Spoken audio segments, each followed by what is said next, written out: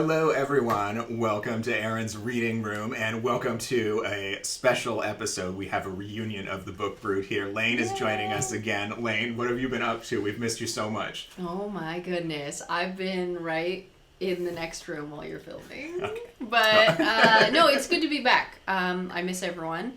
And, yeah. Well, we are so happy to have you back. And we are doing Chapter 2 of Read Genji. This is a buddy read we're doing with Amber Unabridged. You can check out her channel down below. Basically, the project is we read this giant chonker of a novel, which is supposed to be like the oldest novel ever written. And we're taking it very slow, chapter by chapter, because it is dense and it is, it's challenging. But yeah, and not so much in like difficulty to read or like weighty subject matter. It's just it's so hard to relate to these characters who lived so long ago. Yeah, I think the biggest takeaway I took from this chapter is that it's hard to have modern context for the things that are happening here. Oh, yeah. And it's very easy to get really angry at a lot of the subject matter, but have to keep in mind that this is a piece of history here that's 1,000 years old. Like, we're separated a long ways history-wise, but also, like, culturally it's very different. So, and, yeah, some of the... I mean, we'll get into it, but, like, some of the things would not be okay. Yeah. Nowadays. Something written like this today would be written to be intentionally shocking. Yeah. I feel like. Yeah. It feels a little George R. R. Martin-y almost, but it's hard to tell from the point of view of this author just because we're so separated by time. Yeah. And it's hard to know what she was thinking, whether this was satire, a commentary Right. on these things, or if that was just how life was for her in her environment. So basically, chapter 2, let's give you like an overview of what happens. Not a lot happens in chapter 2. Genji is considered an adult. He's married. And this chapter really just follows him talking to some of his dude bros. And then him creeping on some woman. Yeah. And like, we'll get into it a little bit more. But very little happens storyline-wise, which is interesting because apparently Amber said this really sets the tone for the rest of the novel, which is kind of terrifying. Right, because is he just going to creep on this woman for the rest of the book? Yeah, I don't know. It was interesting because the first, 15 pages or so is just conversation between the dude bros, talking about women and talking about, what kind of women are not acceptable and, which kind of women they prefer, but not really. It's mostly just, bitching about women. But then at the same time, they complain about the women getting upset with them for their own shitty behavior. Yeah. Yeah. So it was so contradictory that it felt almost like Austen-ish, in that it must be a parody. Right. Because these men are talking about how, if a woman, cares too much about the relationship, that's a red flag. You need to leave that relationship. But also, if she doesn't care at all, that's also a big, terrible... It was so juxtaposition. It would do opposites of, there's no possible woman that's gonna fulfill, your standard. Yeah, it's, if they're too good at their specific skill, they might attract too many suitors. An interesting thing I noticed is there was no purity shaming in this discussion, which is just, I think, Eastern Western cultural difference there. So that was, I expected that to come up with the amount of disrespect and shade they're just throwing at women. Yeah. But it was interesting that was never a point of contention for them. Yeah, I think as close as they got was that one section where someone was talking about, I was seeing this one woman, but then I caught her having a conversation and flirting with another person. Yeah. And so I left her. She wasn't going to be faithful. Yeah, but then at the same time that person that was telling that story had ignored that woman for a long time. Oh, yeah. Too. Yeah, exactly. Absolutely. Well, and what's interesting, too, in this chapter is the homoeroticness of it. I definitely got the feeling that Genji and his, like, BFF in this were more than friends. Mm-hmm. Like, there were a few quotes that, they just felt a little bit more than friendly. And that's right before they're all bitching about women and women are just the worst and everything.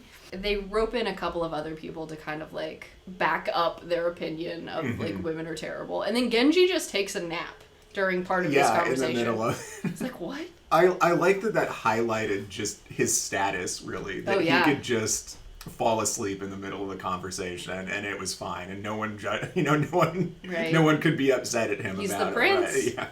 Or one of. Yeah, and then his friends, while he was asleep, were making this, like, there was this comment, it says, as he sat in the lamplight leaning against an armrest, his companions almost wished that he were a woman. They're talking about his beauty and how gorgeous he is. Because that was a big focus of chapter 1, was just how beautiful Genji was. Yeah. Is. Oh, well, I liked this quote. They're talking about women and, like, all the different ways that this is wrong with women. But it said, there are those that are young enough and pretty enough and who take care of themselves as if no particle of dust were allowed to fall upon them. When they write letters, they choose the most inoffensive words, and the ink is so faint a man can scarcely read them. He goes to visit, hoping for a real answer. She keeps him waiting, and finally lets him have a word or two in an almost inaudible whisper. They're clever, I can tell you, at hiding their defects. So just highlights these games that both men and women were playing in, like, making you wait, making you wonder, like, never knowing anybody's true feelings for the other one.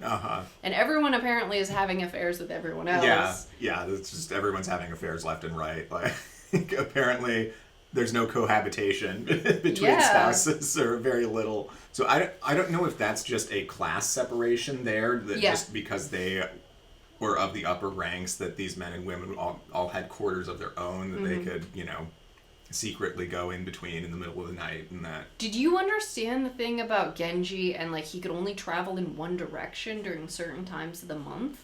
What was that all about? I was trying to make sense of that too, that it's like he couldn't appear to be going to the.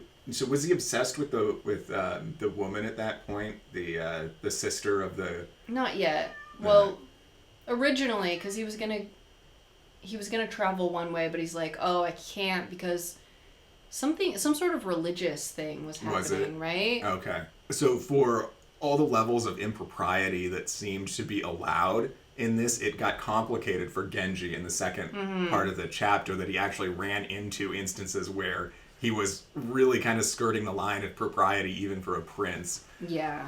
Yeah, there was some interesting, the footnotes were talking about some interesting, like, seasonal and religious references were made in here, and I found it very confusing. Yeah. Well, so, like, the day of the chrysanthemum or whatever is, September 9th or something like that. It was the 9th day of the 9th month. And they would speak to each other in reference to dates with things like that.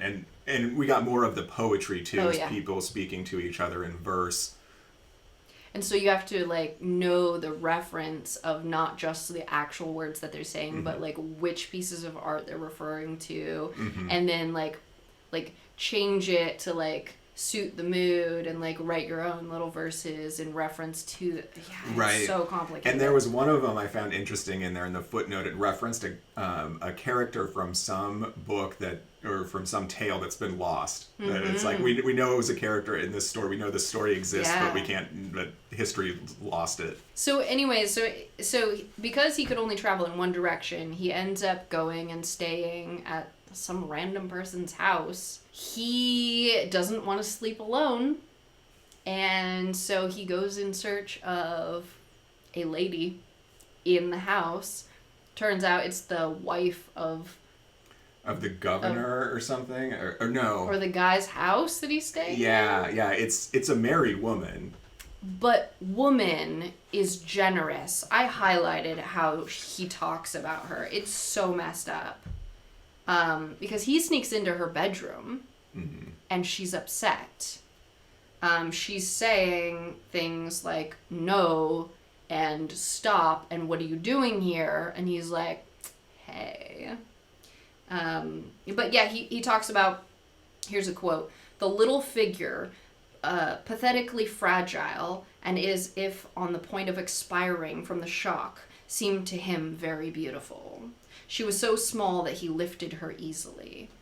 Yeah, he literally takes her out of her bed and carries her off to his bedroom.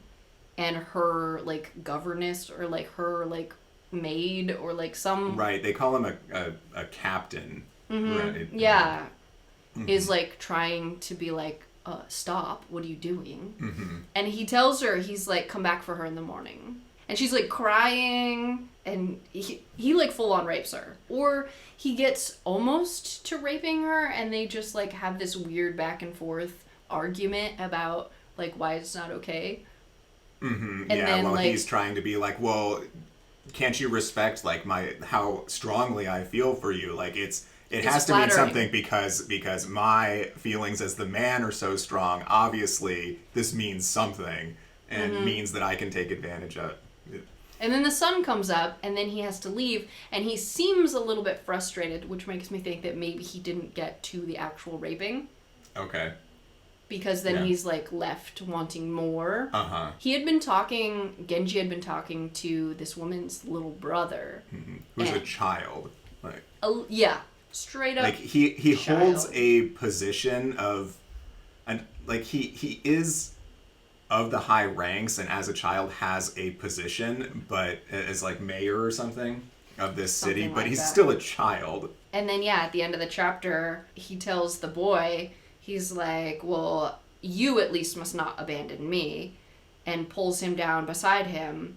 And Genji, for his part, or so one is informed, found the boy more attractive than his chilly sister. And so he's just straight up rapes the boy? And it doesn't reference, like, are you using the term boy to define someone who's actually just, like, a young adult, which is still wrong? Or is this a, like, straight up child? Yeah, it doesn't say. It's hard to tell. So that was it. That was I don't know how this is setting the scene for the rest of the story. Either he's going to keep creeping on this woman, or the brother, or both. I have no idea what's happening. I'm not loving it. Yes, it's very easy to say, oh, this is from way back when, but you can still get mad at it. You're still allowed to be upset by it. So we'll see how Genji, uses his position of power to force people to let him rape them. Yeah, so that is chapter 2, and next month in February we'll get to chapter 3. Yay!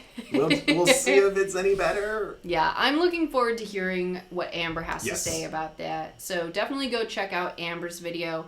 And I think we're going to try and have a discussion. Yes, we're going to have a live show on Amber's channel at some point here in February to talk about chapter 2. All right, so that is Read Genji chapter 2, everyone. Check the links down below for previous videos, and we'll see you in the next one.